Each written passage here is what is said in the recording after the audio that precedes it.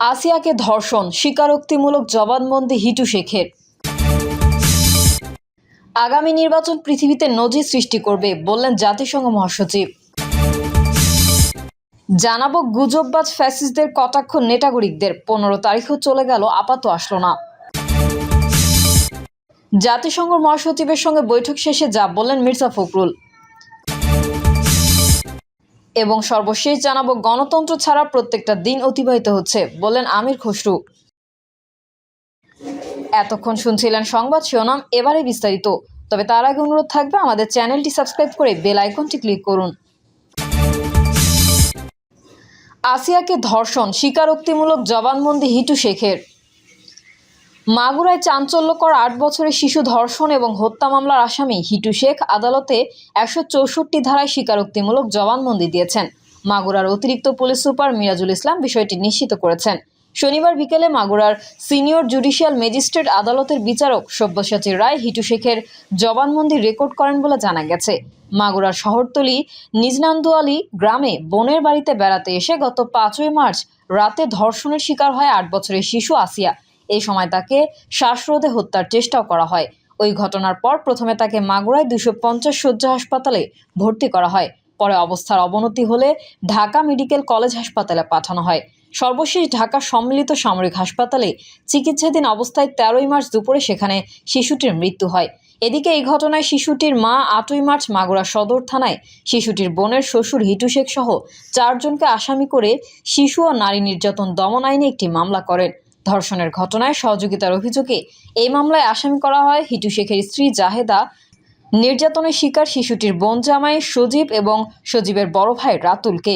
Police ইতোমধ্যে এজাহারভুক্ত 4 আসামিকেই গ্রেফতার করেছে।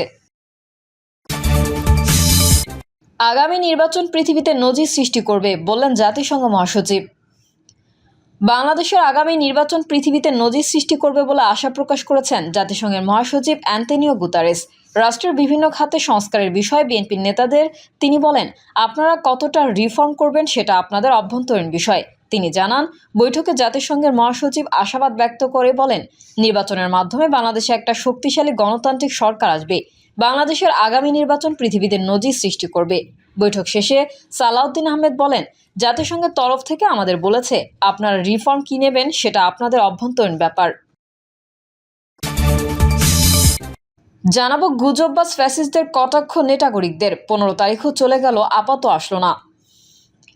ছাত্র জনতার গণ অভ্যুত্থানের মুখে ভারতে পালিয়ে যাওয়া সাবেক স্বৈরাচার শেখ হাসিনা 15 মার্চ প্রধানমন্ত্রী হিসেবেই ঢাকায় ফিরেছেন।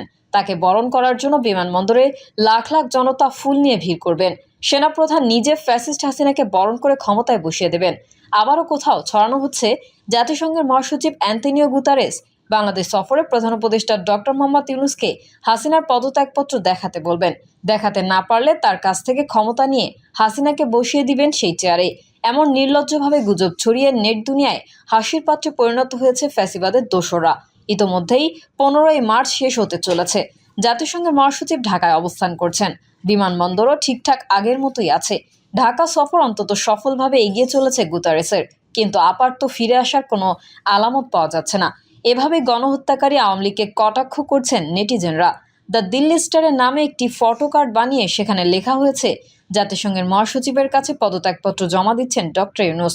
ফটো কার্ডে অন্তর্বর্তীকালীন সরকারের প্রধান উপদেষ্টা অধ্যাপক ডক্টর মোহাম্মদ ইউনূসের সঙ্গে সাক্ষাতের পর পরিদর্শন বইয়ে জাতিসংঘের মহাসচিব অ্যান্তোনিও গুতারেসের স্বাক্ষর করা ছবি ব্যবহার করা হয়েছে। সেটি ভাইরাল ফেসবুকে। এভাবেই পতিত স্বৈরাচারদের গুজব নিয়ে মশকরা করছেন নেটিজেনরা। এর আগেও মোদির আমেরিকা সফর সহ একাধিকবার হাসিনা ফিরে আসবে বলে গুজব ছড়ানো হয়। নেটিজেনরা বলছেন, পতিত স্বৈরাচারকে এভাবে কেবল দুঃস্বপ্নই দেখে যেতে হবে। গণহত্যার বিচার, আত্মসংশোধন কিংবা ক্ষমা প্রার্থনার মতো স্বাভাবিক প্রক্রিয়া ছাড়া ফ্যাসিস্টদের ক্ষমতায় ফেরার পথ বন্ধ। ভারতের ইন্ধনে সন্ত্রাস নাশকতার মতো বিকল্প পথে ফেরার চেষ্টা করলে আরও আস্তাকুড়ে নিক্ষিপ্ত হতে হবে। আওয়ামী লীগকে কটাক্ষ করে ফেসবুকে একজন লিখেছেন, 15 মার্চ ইফতারের সময় হয়ে যাচ্ছে, কই আপাতত এখনো এলো না। বিমানবন্দরে লাখ লাখ নেতাকর্মীকে অবস্থান কেউ জানেন কি? এদিকে জাতীয় নাগরিক পার্টি দক্ষিণাঞ্চলের মুখ্য সংগঠক হাসনাত আবদুল্লাহ শনিবার নিজের ফেসবুক আইডিতে এক পোস্টে লিখেছেন, আওয়ামী লীগের চ্যাপ্টার ক্লোজড। এর আগে গত শুক্রবার নিজের ফেসবুক আইডিতে তিনি মন্তব্য করেন, যেই পদ দিয়ে আওয়ামী লীগ পালিয়েছে ঠিক সেই পদ দিয়েই আওয়ামী লীগকে ফেরানোর ষড়যন্ত্র করা হচ্ছে। আওয়ামী লীগের এমন করুণ দশা নিয়ে ছাত্রলীগের সাবেক সাধারণ সম্পাদক গোলাম রব্বানী নিজের ভেরিফাইড ফেসবুক আইডিতে লিখেছেন, কেউ এসে কিছু করে দিয়ে যাবে ভেবে অন্যের মুখাপেক্ষী হয়ে কখনো নিজের ভাগ্য অবস্থানের পরিবর্তন হয় না। গাছের নিচে সারাদিন হাঁ করে বসে থাকলেই ফল নিজে মুখে এসে পড়ে না। এজন্য জুৎসই ঢিল খুঁজে টার্গেট করে ছুঁড়ে মারতে হয়, সঠিক উচ্চতার কোটা বানিয়ে পারতে হয়, নয়তো গাছ উঠে ছিঁড়তে হয়। জাতিসংঘের মহাসচিবের সঙ্গে বৈঠক শেষে যা বললেন মির্জা ফখরুল। বাংলাদেশে সফররত জাতিসংঘের মহাসচিব অ্যান্তোনিও গুতারেসের সঙ্গে গোল টেবিল বৈঠক করেছে বিএনপি সহ বিভিন্ন রাজনৈতিক দলের প্রতিনিধিরা। শনিবার দুপুর 1টায় হোটেল ইন্টারকন্টিনেন্টালে জাতিসংঘ ঢাকার অফিসের উদ্যোগে বৈঠকটি অনুষ্ঠিত হয়। বৈঠক শেষে বিএনপির মহাসচিব মির্জা ফখরুল বলেন, সংস্কার সম্পর্কে জাতিসংঘের মহাসচিবকে অবহিত করা হয়েছে। আমরা জাতিসংঘের মহাসচিবকে বলে এসেছি সংস্কারের বিষয়ে, আর সংস্কার তো অবশ্যই করতে হবে। সংস্কারের কথা তো আমরাই আগে বলেছি। তিনি বলেন, আমরা বলেছি নির্বাচন কেন্দ্রিক যে সংস্কারগুলো আছে তা দ্রুত শেষ করতে হবে। নির্বাচিত পার্লামেন্টের মাধ্যমে বাকি বিষয়গুলো শেষ হবে। এ বিষয়ে জাতিসংঘের মহাসচিব কোনো মন্তব্য করেছেন কিনা এমন প্রশ্নের উত্তরে বিএনপির মহাসচিব বলেন, তিনি কোনো কমেন্টস করেননি। আপনারা জাতিসংঘের মহাসচিবকে নির্বাচন বিষয়ে কোনো টাইম ফ্রেম দিয়েছেন কিনা এমন প্রশ্নের জবাবে মির্জা ফখরুল বলেন, এখানে টাইম ফ্রেমের কথা বলার কোনো প্রয়োজন নেই। নির্বাচন তো আমাদের অভ্যন্তরীণ বিষয়, টাইম ফ্রেমের কথা কেন তাদেরকে বলবো। গণতন্ত্র ছাড়া প্রত্যেকটা দিন অতিবাহিত হচ্ছে বললেন আমির খসরু। বিএনপির স্থায়ী কমিটির সদস্য আমির খসরু মাহমুদ চৌধুরী বলেছেন, দেশের জনগণ তাদের ভোটে প্রতিনিধি নির্বাচিত করে সংসদ ও সরকার গঠন করে যত দ্রুত সম্ভব বাংলাদেশে গণতন্ত্র দেখতে চায়। এক একটি দিন অতিবাহিত হচ্ছে গণতন্ত্রহীন হিসেবে, দেশ হিসেবে, যেখানে জনগণের কোনো প্রতিনিধিত্ব নেই। আমির খসরু বলেন, জনগণের সমর্থনবিহীন কোনো দেশ সরকার, পুলিশ বা কোনো সরকারি কর্মকর্তা চালাতে পারে না। তাদের মূল শক্তি হচ্ছে জনগণের সমর্থিত একটি নির্বাচিত সরকার। এটাই মূল শক্তি। এটার উপর ভিত্তি করে পুলিশ, সরকারি কর্মকর্তারা চলে। তাই জনগণ সমর্থিত সংসদ সরকার ব্যতীত কোনো দিনও সুষ্ঠু গণতন্ত্র ফিরিয়ে আনা যাবে না। যত তাড়াতাড়ি সম্ভব দেশকে একটি গণতান্ত্রিক অর্ডারের দিকে নিয়ে নিতে পারলে সকলে মিলে সেভাবেই কাজ করতে হবে। মানুষের মনোজগতে বিশাল পরিবর্তন হয়েছে, সেটাকে অনুধাবন করতে হবে জানিয়ে তিনি বলেন, যেই স্বাধীনতা আমরা পেয়েছি অনেক ত্যাগ জীবনের বিনিময়ে, এটা ধরে রাখতে হলে আমাদের আগামী দিনগুলোতে একটা কথা মনে রাখতে হবে। শেখ হাসিনার পতনের পরে দেশের মানুষের মনোজগতে যে বিশাল একটা পরিবর্তন হয়েছে, সেটা আমাদের ধারণ অনুধাবন করতে হবে।